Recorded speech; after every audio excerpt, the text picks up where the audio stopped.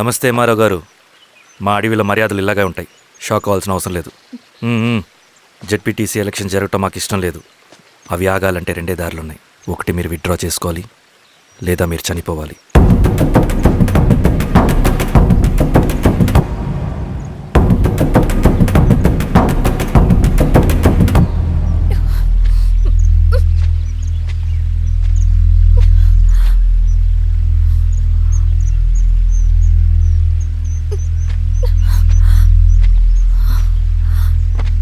Central committee meeting ఉందని కబురు వచ్చింది. మేము వచ్చేలోపు ఎలక్షన్స్ ఆగిపోయే న్యూస్ రావాలి.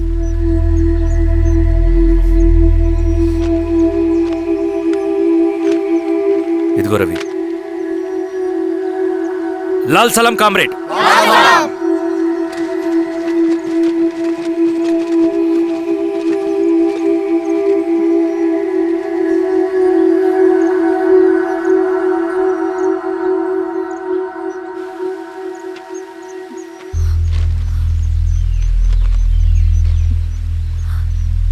ప్రపంచంలో గొప్పవాళ్ళ చావులన్నీ నమ్మక ద్రోహంతోనే జరుగుతాయని నిరూపించావు రవి.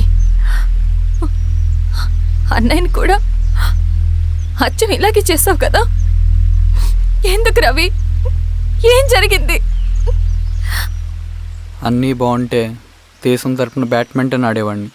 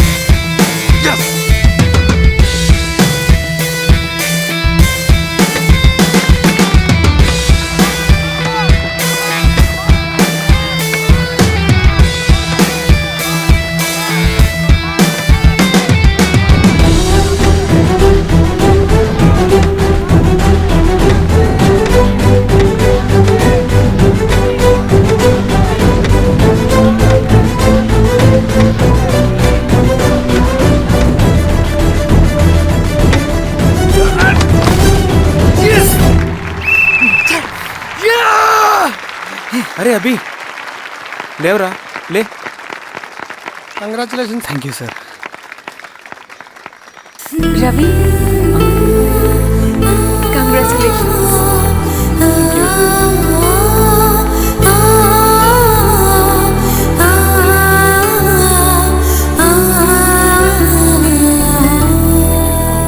సార్, గంగినేని వెంకటేశ్వరరావు గారి ఎర్రజెండ పుస్తకం ఎక్కడుంది? రవి దగ్గర ఉందమ్మా.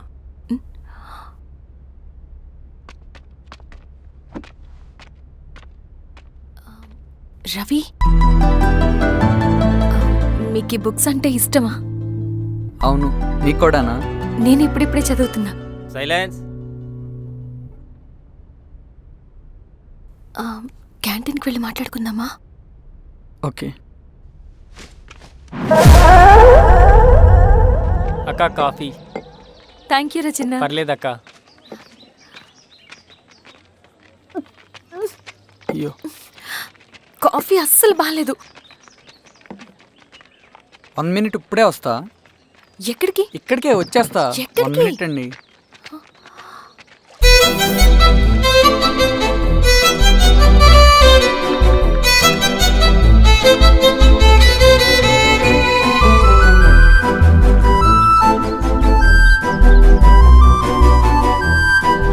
ఒకసారి ఈ కాఫీ టేస్ట్ చేయండి.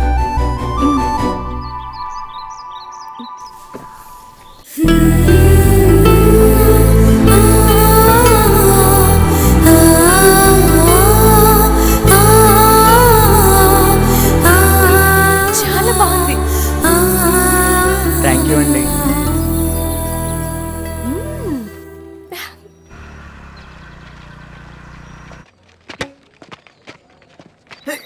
Wow sir. ఇటురా Ravi. Congratulations Ravi. Sir, state badminton training కి సెలెక్ట్ అయ్యావు నువ్వు. Sir thank you sir. Career నువ్వేమో ఇక్కడ కూర్చొని ఆడుకుంటున్నావు, వాడేమో state level training select అయ్యాడ్రా.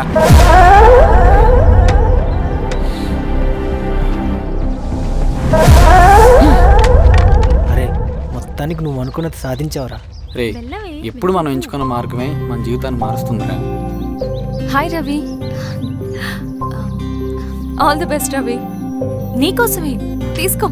Thank you. Bye.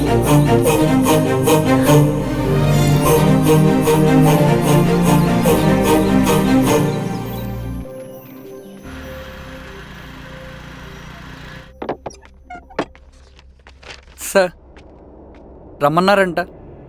ఎందుకు అలా చేసావు రవి నువ్వు? ఏవేంటి సార్, నేనేం చేశాను? ఇదేమిటో చూడు. Question paper sir. అవును, రేపు జరగబోయే టర్మ్ ఎగ్జామ్ పేపర్ నువ్వు లీక్ చేసిన పేపర్. సార్ అసలు నువ్వు ఇలా చేస్తావనుకోలేదు. సార్ నేను క్వశ్చన్ పేపర్ లీక్ చేయట్లేండి సార్. నేను అంతా చదువుకుంటూ రూమ్లోనే ఉన్నాను సార్. నన్ను నమ్మండి సార్. ఈ జెర్సీ నీదే కదా? సార్ అది నాదే, కానీ దీనికి నాకేం సంబంధం లేదు సార్. నన్ను నమ్మండి సార్. మల్లయ్య, సార్ నిన్న రాత్రి ఏం జరిగింది? సార్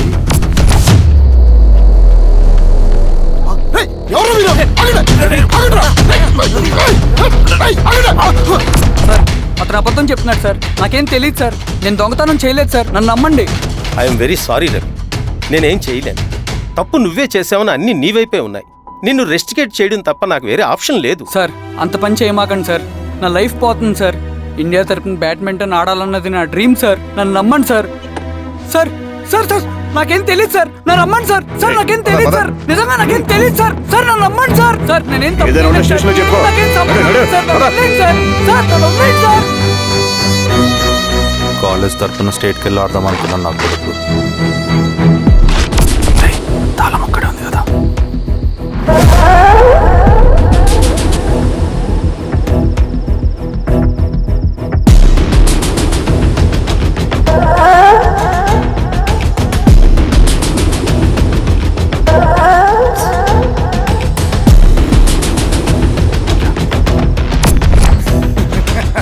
రేపు జైల్లో ఆడుకుంటారా బ్యాడ్మింటన్?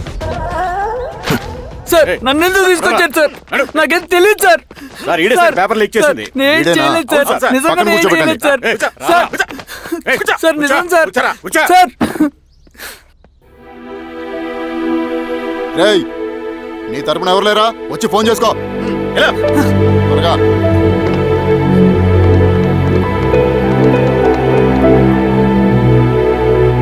సార్ నేను రవీన్ సార్. రవి చెప్పు. సార్ నేను పోలీస్ స్టేషన్లో ఉన్నాను సార్. మీరు నాన్న అర్జెంట్గా రండి sir. Please sir. Police station ఏమైంది రవి? ముందు మీరు రండి సార్ ప్లీజ్. నేను చెప్తాను సార్. సరే సరే వస్తున్నా. వెళ్ళి కూర్చో. సార్ అయ్యా దండలయ్య. రే రవి నాన్న, ఏమైందిరా? నాకేం తెలియదు ఏయ్, నాన్న. నువ్వు ఆగు. నీ కొడుకు క్వశ్చన్ పేపర్స్ దొంగతనం చేసి దొరికిపోయాడు. ఎఫ్ఐఆర్ రాసి కేసు పెడితే జైలు శిక్ష పడుతుంది.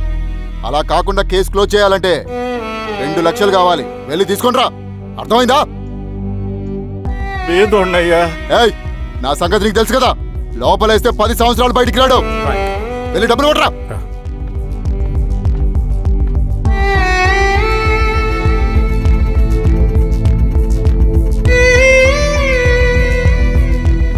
దండలయ్య, ఉమ్, ఇదిగోనయ్యా 2 లక్షలు.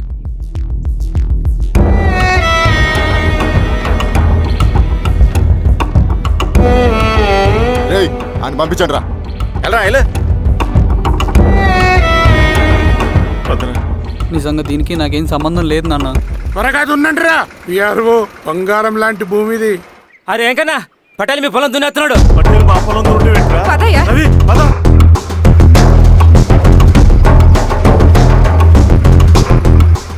ఏయ్ కానీ ఏంట్రా?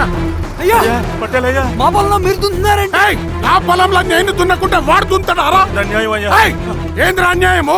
పొలం అమ్మినావు కదా, అనుకున్న పొలంలో దున్నుతుంటే అన్యాయం అంటారేంట్రా? ఏ పిఆర్ఓ ఆ పేపర్ని చూడరా. మంచిగా చూసుకుంటారా.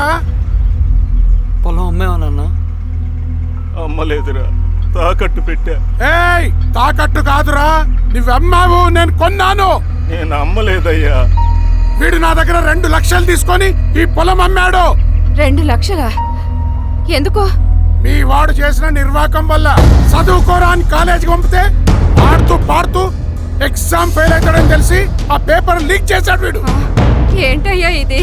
పోలీస్ కేసు అవుతుందని తెలిసి వీడు నా దగ్గరకు వచ్చి 2 లక్షలు తీసుకుపోయి వాడిని బయటికి వినిపించిండు. ఏం రా, అంతేనా కదా? ఇది అన్యాయం అయ్యా. నేను నమ్మలేదయ్యా. నేను నమ్మలేదయ్యా. అవి దొంగ కాగితాలయ్యా. ఏం తమాషా చూస్తుండ్రా? పని చేసుకోకండి. ఇవి దొంగ కాగితాలయ్యా. నన్ను నమ్మండి అయ్యా. నేను నమ్మను. ఏయ్, దొంగ పేపర్ అవును. చాలా కొడతా. నేను నమ్మలేదు. వాళ్ళు మనల్ని మోసం చేశారు. వాళ్ళు మనల్ని మోసం చేశారు.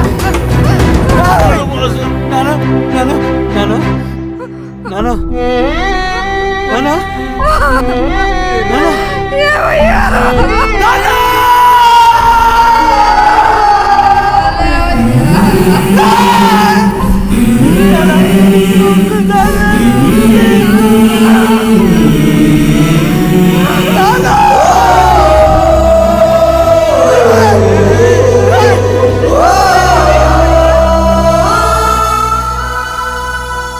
నాన్న చనిపోయిన తర్వాత మా భూమి కోసం వెళ్ళి పై అధికారులను కలిశాను, కానీ వాళ్ళు కూడా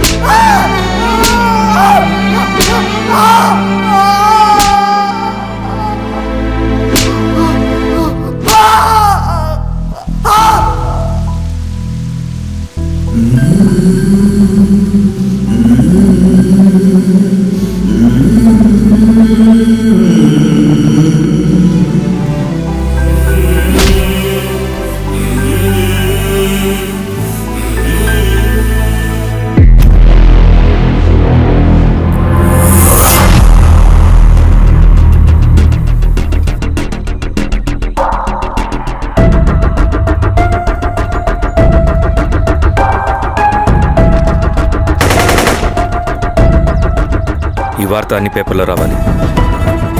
ఈ లెటర్ బాధితుడికి అందించండి. లాల్ సలాం. లాల్ సలాం.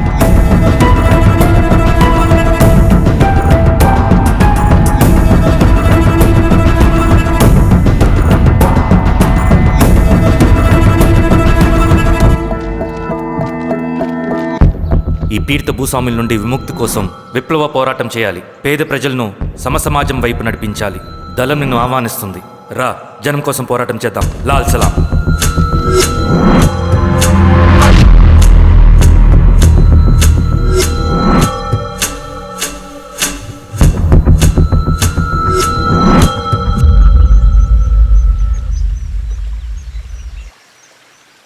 నాకు పట్టిన గతి ఇంకెవ్వరికీ పట్టకూడదని ఉద్యమంలోకి వచ్చాను. ఇన్ఫార్మర్గా చేరాను. దానికోసం ఎంతమందినైనా చంపుతాం, చేస్తాం. కానీ మేము అనుకున్న సమాజం తీసుకొస్తాం. కమ్యూనిస్ట్ రాజ్యాన్ని స్థాపిస్తాం. సమాజమా అంటే?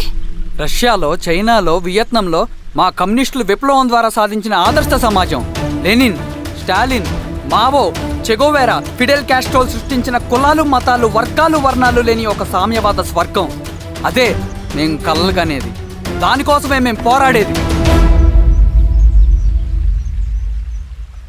నాకు తెలిసి నాజీ పార్టీలో గోబెల్స్ తర్వాత అంత ప్రొపగాండా మీ కమ్యూనిస్టులు తప్ప ఈ ప్రపంచంలో ఎవ్వరూ చేసుండరు.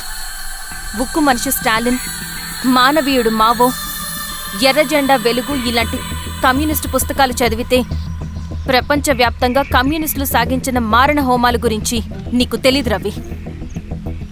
స్టాలిన్ మొత్తం ఎంతమందిని చంపాడో తెలుసా? 2 కోట్ల మందిని. మనుషుల్ని చంపడంలో హిట్లర్నే మించిపోయాడు. చాలా మందిని సైబీరియన్ లేబర్ క్యాంపులకు పంపి దారుణంగా హింసించి మరీ చంపేశాడు. 2వ ప్రపంచ యుద్ధంలో బెర్లిన్ని ఆక్రమించిన రష్యన్ సైనికులు 8 ఏళ్ల నుండి 80 ఏళ్ల వయసులో కంటికి కనపడిన ఏ స్త్రీని వదలకుండా సామూహిక మానభంగం చేశారు. అది కూడా మీ కమ్యూనిస్ట్ దేవుడు స్టాలిన్ హయాంలోనే జరిగింది. ఇక మీ మావోయిస్టుల భగవంతుడు China chairman Mao Zedong great leap forwarded cultural రెవల్యూషన్ల పేరుతో 14 నుంచి 20 మిలియన్ల ప్రాణాలని పొట్టన పెట్టుకున్న మహానుభావుడు. ఇది మీ కమ్యూనిస్ట్ దేవుళ్ళు రాసిన రక్త చరిత్ర. ఆ దేశాలలో పేపర్లు ఉండవు, టీవీలు ఉండవు, స్వతంత్రమే ఉండదు. 1962లో చైనా మన దేశం మీదకి దాడి చేసి భూభాగాన్ని ఆక్రమించినప్పుడు ఒక్కరు కూడా నోరు మెదపలేదు.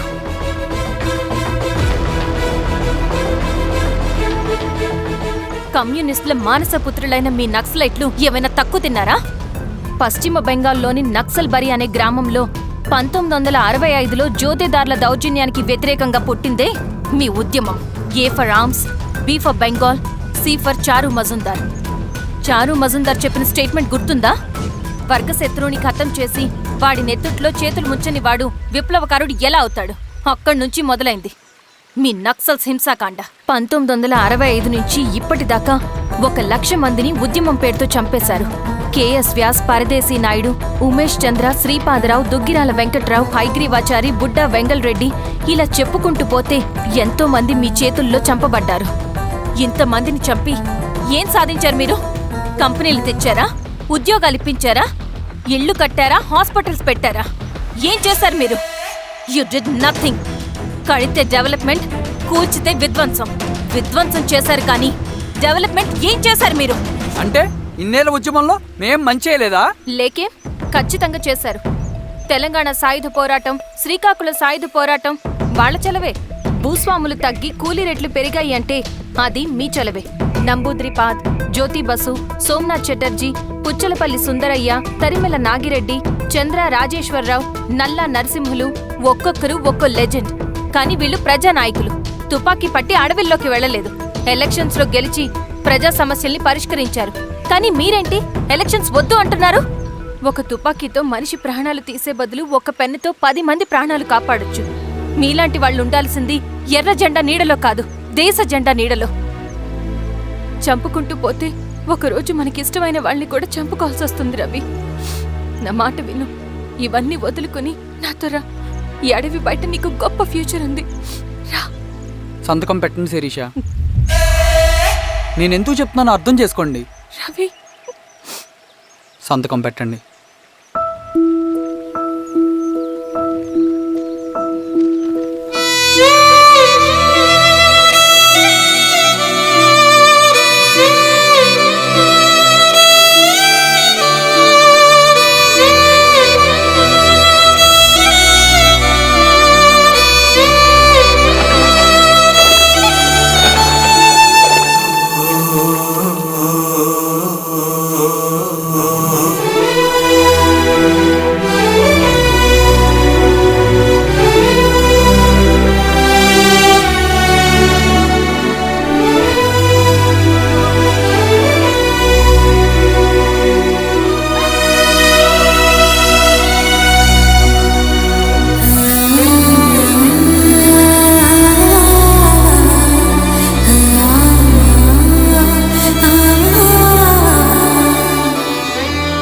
శిరీషమ్మ, నేను కొన్నాళ్ళు ఒంటరిగా ఉండాలనుకుంటున్నాను. అర్థం చేసుకోండి. అది కాదమ్మా. స్వామి, నేను నీకు కబురు పెడతాను. అమ్మా అమ్మా,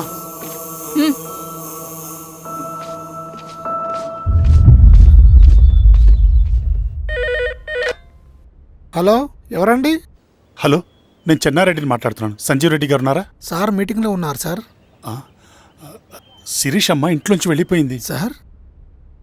ఏం చేయాలో అర్థం కావట్లేదు. ఒకసారి సంజీవ్ రెడ్డి గారికి అమ్మాయి గురించి చెప్పండి. చెప్తా సార్. సురేష్, మనం చాలా జాగ్రత్తగా ఉండాలి. నమస్తే రెడ్డి గారు, యూ కెన్ గో. కూర్చోండి సార్. వాళ్ళక్కడ నన్ను చేతగానే వాడిని చేసి నలుగులో నిలబడుతుంటే నువ్వు ఇక్కడ రిలాక్స్గా ఏసీ రూమ్లో కూర్చొని మీటింగ్ ఇలా. మీరు ఇక్కడికి రాకముందే అన్ని ఏర్పాట్లు చేసామండి. రేపటి నుంచి ఆ నక్సలైట్లకు పోలీస్ పవర్ ఏంటో చూపిస్తాం. కొత్త ఎస్ఐ పళని అప్పన్.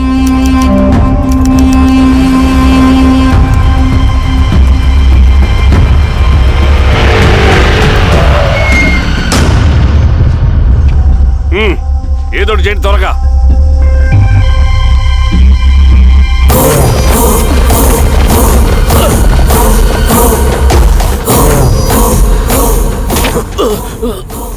ఏంది హీరో స్వామి, ఏమని చెప్పినాడా?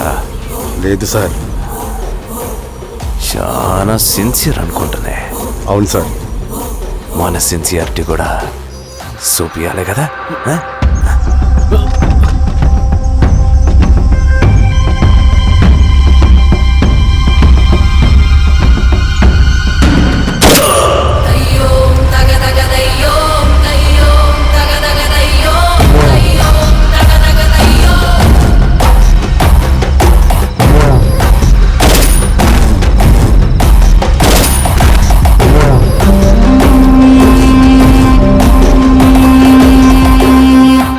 ఇక్కడున్న పెనుపాక మండలం చుట్టుపక్కల ఉన్న దండకారణ్యంలో ఆ నక్సల్కి ఇంచుంచు పట్టుంది సార్.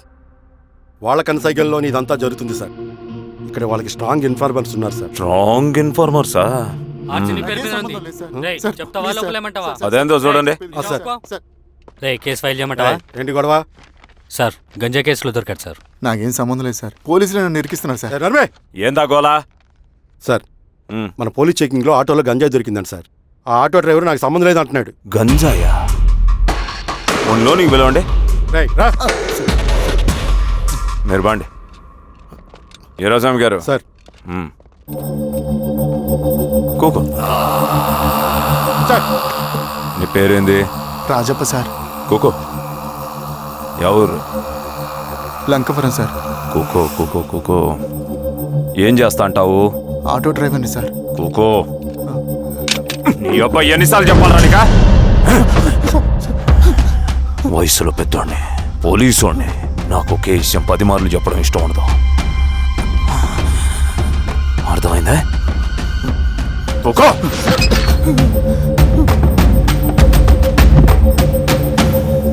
సో నీకు అది తెలవదంట? అవును సార్, నాకే సంబంధం లేదు.